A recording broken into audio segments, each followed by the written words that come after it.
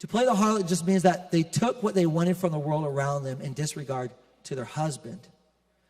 In other words, to play the harlot doesn't mean you're committed and married to a sin. It means you just fool around with it. And he says, they're going to play the harlot with me. They're not going to go marry the sin. They're not going to give me up all the way. They're going to let these little things creep into their life, and they're going to play around with it, and it's going to be a relationship that's about pleasure and not about commitment with me. That's harlotry. It's not, I'm going to hit on this a little bit longer, because I think if I was to look at like my own life, I judge my sin by not how many times I've made these little mistakes, but whether or not I've really committed to my mistake. It's not that bad. I didn't look that long. And there's this idea that Israel decided to fool around. I think it's interesting, though, is because in these scriptures, and you'll find this even with Solomon and other people in the Word, when they would serve false idols, they usually still served God too. Can you hear me? And you and I know we do this thing where we say, well, I still love the Lord. I still love him. He's still my God. He's still the one that I desire and I adore. That's my God. But the problem with the covenant that God made in this Deuteronomy chapter about going to the promised land wasn't that they were going to divorce their husband, the Lord. It wasn't that they're going to walk away and backslide fully. It was that they were going to mess around with some other gods. A little sin in the camp. A little this, a little that. And when I think about this, because I don't have to go too far in this, but I'm going to give you some examples of some personal stuff.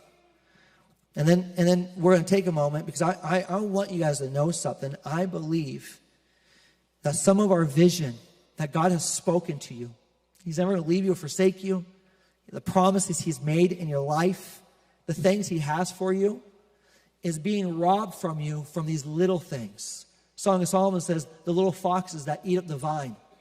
The little things. Can I tell you what's cool about that scripture about foxes eating up the vines? Foxes don't eat people.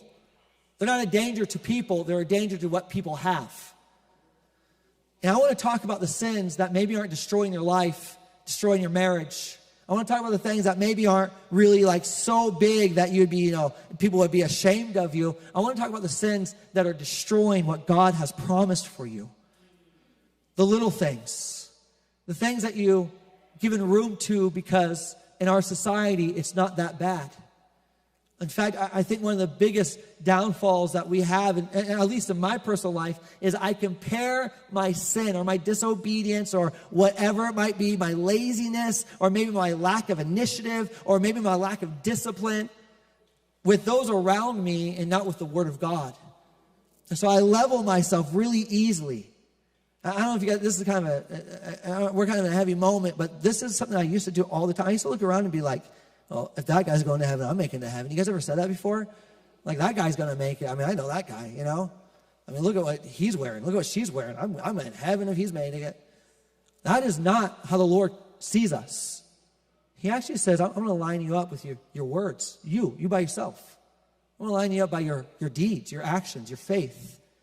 And he's looking at this, and he's looking at us, and something I've seen a lot for a lot of Christians is that they start with a great vision from the Lord. I'm taking you to this promise, and I'm going to be with you, and I'm going to do something great. And somewhere down the line, they miss it. And they look to themselves and go, what is it? Some of it might be patience. God needs more time. But I want to hit on something that I feel in my own heart, even for myself, that we need to be people who are eagerly seeking the Lord and saying, I will not play the harlot. I will not mess around with anything else. I will reserve myself for my husband. I'll let my oil be full so the day that he comes, I am prepared to go after him. So today's sermon, I want to talk about some of the little things. And I'm not getting into too much detail because I said it earlier, there's not a lot of talk I need to do on this. But the little things are things that you're okay in your life, that if other people were to see it, they probably wouldn't approve. I love TV. Does anyone here like movies? I love a movie, man. I love a good movie, all right? And there's been a few times I mentioned a few movies that I love on the stage, and I thought afterwards, that was a bad idea. I can't remember if that was a good movie or not.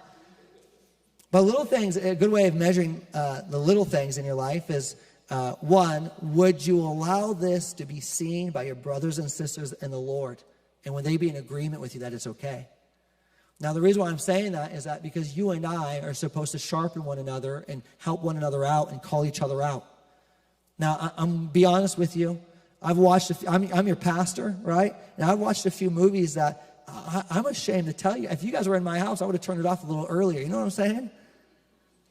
If you were in my house, I don't think I would have been so happy to watch it to the end.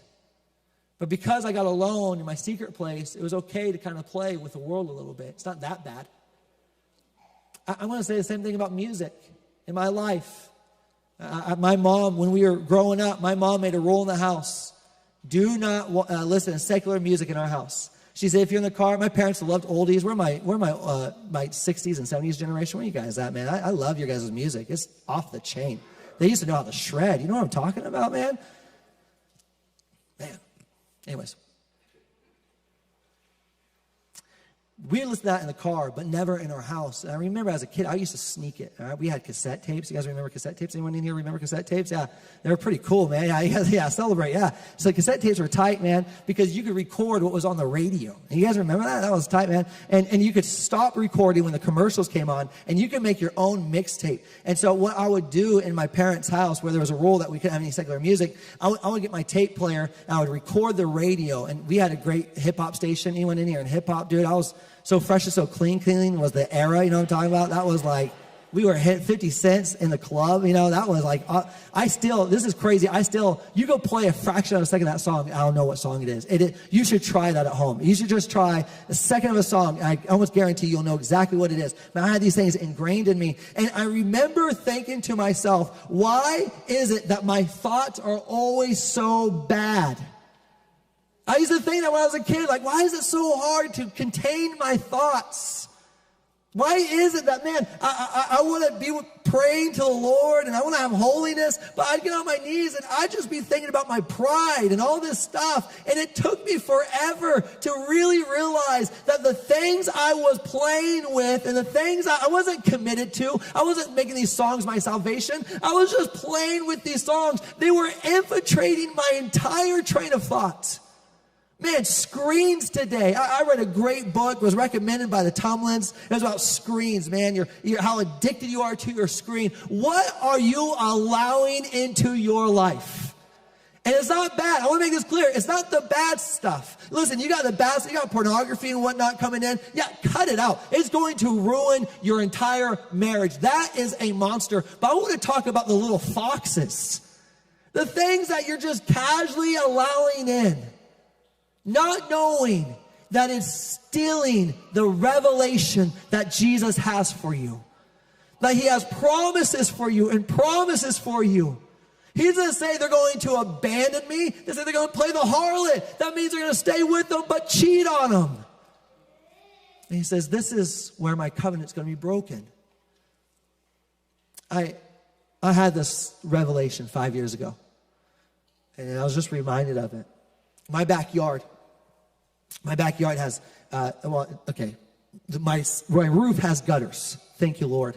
And the gutters, instead of just going right in, we're kind of on a hill, and it's like a flood zone, and water is the death of our whole property. And so we have these pipes the gutter pipes go all the way down the ground, and they shoot out the back of the property. And the thing about having gutters that do that is that where the gutters spout out, it's always watered and fertile there. So we get a ton of grass, and more dirt starts rising up in that area. And seriously, for the first 4 years of living in that house, I never once took maintenance to my backyard. I mean, I would mow it, but I want to clean that area out. And what I found out eventually was that we started clogging these gutters, and it started ruining our entire yard. We have these entire spots of just over-soiled ground, and all the grass died, all of it. Actually, currently in our backyard, a neighbor, there's a new property built, and they built a house right next to us, and all the water is now draining down the side of our yard into our backyard, and all that was grass is now just mud, just straight mud. And I'm going to be honest with you, it stinks. But this is the thing about these gutters, about the maintenance that I decline to do, they weren't affecting the things in my home. Like, the truth was, these gutters in my backyard weren't making, my marriage tough. So I wasn't really paying attention to it. It wasn't making my prayer life really suck, I shouldn't say the word suck. It stink, bad. It wasn't affecting the church. I'll be honest with you, you guys didn't know anything about my yard being flooded. You guys didn't care. You guys wouldn't even care if I told you. I tell you, you probably won't care when you leave this place. Oh yeah, Tom's yard was flooded. No one cares. It didn't affect any of that stuff. It didn't affect my friendships. My Bible time was fantastic still. I had a great prayer life. But what was happening was the thing that God gave me was slowly being destroyed because I wasn't taking maintenance to the things I was supposed to. Then all of a sudden, the place that God had given me, my land, was corroding. Why? Because I wasn't willing to take care of the little things. And you can apply this almost anywhere in your life. There's these little things that are robbing you. And I get it. You can't for the rest of your life make sure that all the little things are taken care of. But you know what happens with my gutters? I had to go out there one time for 1 hour to take care of it. That's all I had to do. And guess what? My river of water from my gutters would flow freely, and no longer was I destroying my own land that the Lord has given me. And I just feel like there's almost like this, not really, but it just really works. It almost feels like a two-post, a metaphor for you and I. What's being destroyed in your life because you aren't willing to do the maintenance? What's being robbed? The reason why I want to talk about this is because I believe God has amazing things for everyone in this room. I mean, God dreams, y'all. You know why we call them God dreams? Because you can't do it on your own.